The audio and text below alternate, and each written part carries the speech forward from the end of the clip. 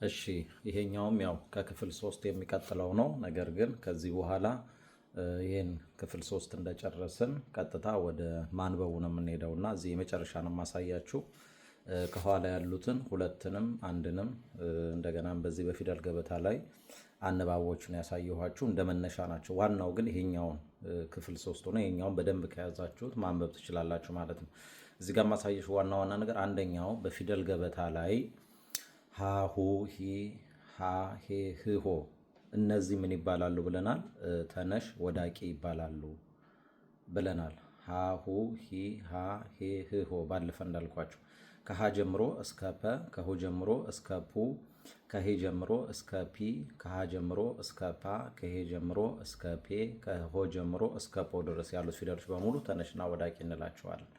ተነሽና ወዳቂ ስንላቸው የት ነው የምናገኛቸው ብለን ስንል በዚህ ማዶ ላይ ይሄው እንደምታዩት እዚህ ጋር ጸለየ ይላል። የመጨረሻዋ ፊደል እቺ የነች። ምንጊዜም የምናየው ነገር የመጨረሻዋን ፊደል ነው። የአንድን ጽሑፍ ወይም የአንድን ቃላት የምናያቸው ሁለት ቃላትም ተደራርበው ሊመጡ ይችላሉ። አንድ ቃል ሊሆን ይችላል። የመጨረሻው ፊደል አሁን የዚህ ፊደል መጨረሻ ጸ አይደለችም፣ ለም አይደለም፣ የነች ማለት ነው። አሃዱንም ስናይ አይደለም፣ ሀ አይደለም፣ እዚህ ጋር ያለችው ዱ ፊደል ነች ማለት ነው። ኪሩቤልንም ስናይ ልነች ማለት ነው። ማርያም ስም ምነች ማለት ነው። ስለዚህ በአጭሩ በድምፅ አባባላቸው ጊዜ እንድንለያቸው ይሄ ተነሽና ወዳቂ ብለን የምንላቸው እዚህ ማዶ ላይ ያለውን ተነሽን ባለፈ እንዳልኩት ይሄን ተነሽን በማን ወክለነዋል ማለት ነው? ሺ በሚለው ፊደል እዚህ ጋር ተወክሏል ማለት ነው፣ እንዳትረሱ። ወዳቂ የሚለው ይሄኛው ደግሞ ይሄው እዚህ ጋር ቂ በሚለው ፊደል ተተክቷል። ይሄ እንግዲህ ከሀ ጀምረን እስከ ሆ ያሉ ፊደሎች በሙሉ ስናገኛቸው በእንደዚህ ነው የምናገኛቸው። ሽና ቂን ይዘው እናገኛለን። ሌላው ከህ ጀምረን እስከ ፕ ድረስ ያሉትን ይሄ ፊደል ከህ ጀምረን እስከ ፕ ድረስ ያሉ ፊደሎችን ደግሞ ሰያፍና ተጣይ እንላቸዋለን ማለት ነው። እዚህ ጋር ለምሳሌ ያህል ይኸው ኪሩቤል አሁን ልን ስናይ ከዚህ ጋር ህ ብለን ል ስንል እናገኘዋለን ማለት ነው። ስለዚህ ኪሩቤል ምን ይባላል ማለት ነው? ፍ አርፎበታል ማለት ነው። በሰያፍ ነው የሚገኘው። ፍ ማለት ሰያፍ ነች እንዳትረሱ። ፍ ያለችባት ሰያፍ ነች ማለት ነው። ተጣይ ደግሞ ይህ ፊደል ደግሞ እዚህ ጋር ማርያም የሚለው ጋር ነው ያለችው። እንግዲህ ም ፊደልም ስናያት እንግዲህ ህ ል ህ ም ብለን አራተኛ ላይ የምናገኛት ም ነች ማለት ነው። ይሄ ነው እንግዲህ ማለት ነው። አሁን መያዝ ያለባችሁ እነዚህ አራቱ ፊደሎች ነው። እነዚህ ላይ ነው አሁን ዋናው ሀሳብ ያለው። እነዚህ ጋር እንመለሳለን። እነዚህ አራቶቹን ካዳመጣችሁኝ ሁሉንም ሰዓት ደግሞ በቂ ነው የሚሆኑት።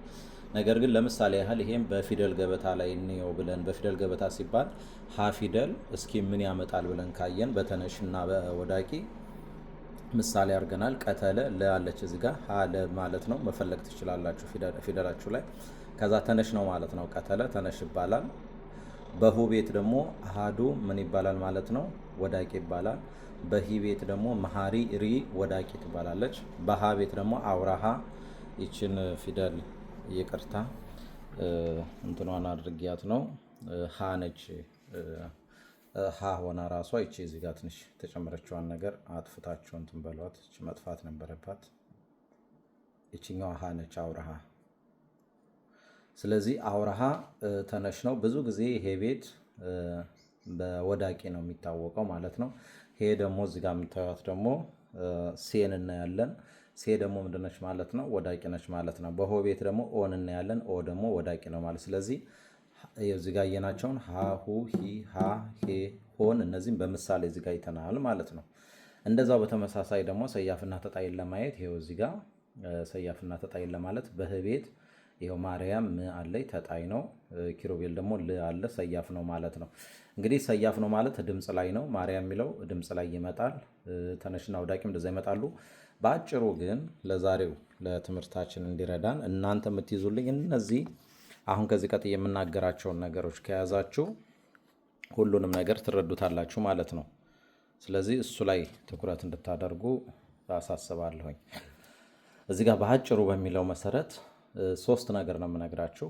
አንደኛ ሺ ፊደልን ስታዩ ምንጊዜም ተነሽ መሆኑን አስታውሱ። አንድ ቂ ፊደልን ስታዩ ወዳቂ የሚለውን ነገር እንዳትረሱ። ፍን በምታዩ ጊዜ ሰያፍ የሚለውን እንዳትረሱ። ይህን ስታዩ ተጣይ የሚወክል መሆኑን አትርሱ። አንደኛው ሁለተኛው ደግሞ የሚገኙባቸው ቦታዎች የና የመጨረሻ ፊደል ላይ ናቸው የሚገኙት። ከዚህ ፊደል ቀጥሎ መኖር ያለበት 2 ነጥብ ነው፣ ወይም ደግሞ እዚህ ጋር ክፍት ቦታ መኖር አለበት። ቀጥሎ አሁን ለምሳሌ ጸለየ ብሎ ተክለ ሃይማኖት ቢል ጸለየ ብሎ አረጋዊ ቢል ቀጥሎ በአረጋዊና በጸለየ መካከል ላይ ወይ 2 ነጥብ መኖር አለበት ወይ ደግሞ ክፍት ቦታ መኖር አለበት ማለት ነው። ይህን እንዳትረሱ ማለት ነው። ስለዚህ በአሃዱ ቦታም ደግሞ እንደዚሁ ማለት ነው። በአሃዱም ቦታ ደግሞ እንደዚሁ ማለት ነው። ከዚህ ከዱ ፊደል ቀጥሎ መኖር ያለበት ወይ 2 ነጥብ ነው ወይም ደግሞ ባዶ ቦታ ነው ማለት ነው። ይሄ እንዳትረሱ ማለት ነው። ኪሩቤልም ካለ በኋላ መኖር ያለበት እንደዛው ነው። ማርያምም ካለ በኋላ እንደዛው ማለት ነው። ስለዚህ ምልክቱ የሚገኘው መጨረሻ ቦታ ላይ ነው ማለት ነው። እንግዲህ ስለዚህ ይሄ በፊደል ገበታ ነው። በፊደል ገበታ ሺ ፊደል የት ይገኛል፣ በመጨረሻ ፊደል ይገኛል የሚለውን ከያዛችሁ አንደኛው። ከዛ በኋላ ወደ ድምፅ ነው የምንሄደው። ተከታተሉኝ። ድምፅ ላይ ጸለየና ኪሩቤል እነዚህ ሁለቱ ጠንካራ ድምፅ ነው የሚጠቀሙት። ባጭሩ ኪሩቤልና ጸለየ ትንሽ የራሳቸው የሆነ ልዩነት አላቸው። አሁን ባለው ሁኔታ ግን ያው መድከም የለባቸውም። ግን ሁለቱ እንደ ተመሳሳይ ወሰዷቸው። ይሄ ፍና ሺ ማለት ነው። ፍና ሺ ያሉበት ቦታ ምን ጊዜም ተመሳሳይ ድምፅ ነው የሚጠቀሙት። ምን አይነት ድምፅ ነው? ጠንካራ ድምፅ። ሺ ፊደልም ጠንካራ የሚጠቀመው፣ ፍ ፊደልም ጠንካራ የሚጠቀመው።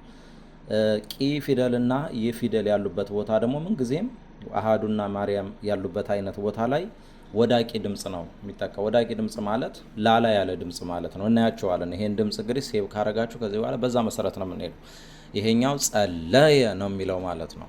ጸለየ ይላል ማለት ነው። ጠንከር ያለ ድምፅ ነው። እዚህ ጋም ስንመጣ ደግሞ ኪሩቤል ነው የሚለው ማለት ነው።